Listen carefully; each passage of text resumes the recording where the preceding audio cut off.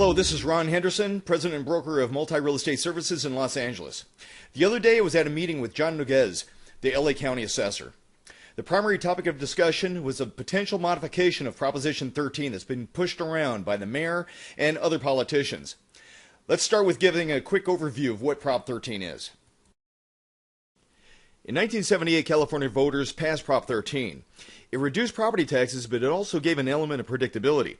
The initial tax is based on 1% of the purchase price, plus bond indebtedness and direct assessment taxes like Melrose, figure somewhere around 1.25%. And it can increase by 2% annually. At least you have the reliability of knowing what your tax is going to be year over year, and the property can still be completely reassessed on a change of ownership.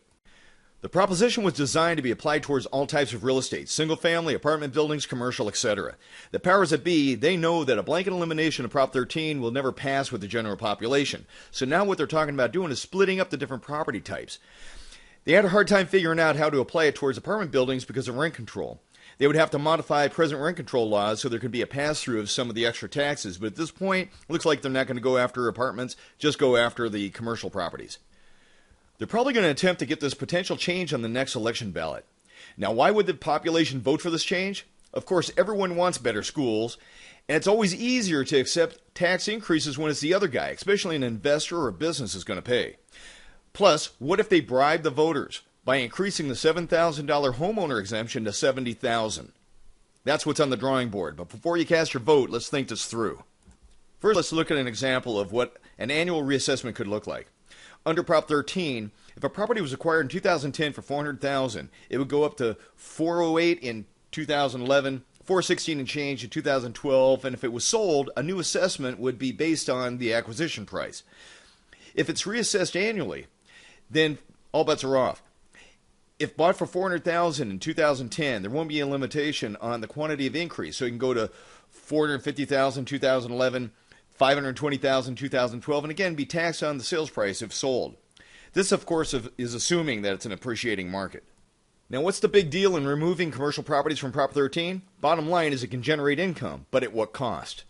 Any potential buyer would need to analyze the expense numbers to determine if an investment in a property is valid. Removing the reliability of knowing what the tax is going to be adds uncertainty, so they'll have to hedge their bets and lower the cap rate or potential purchase price. Lenders lend money on commercial properties based on debt-to-coverage ratios, not loan-to-values like standard residential loans. It's not like qualifying for commercial loans is easy right now, but lenders will tighten their criteria even more because of an unknown element in future tax expenses. The majority of commercial loans are based on 3, 5, or 10-year balloons, not 30-year loans like residential. Making commercial loans more difficult will add more properties to the foreclosure rolls because many owners won't be able to refinance as their loan comes due. This year we have about $60 billion in commercial loans maturing. Come 2016, 2017, that's going to jump way up to around $135 billion a year. That's a huge quantity of loans that's going to have to be dealt with, one way or the other. Commercial property owners are going to try and pass through the property tax increases to tenants, which are businesses using net leases. That's going to put more financial pressure on local businesses.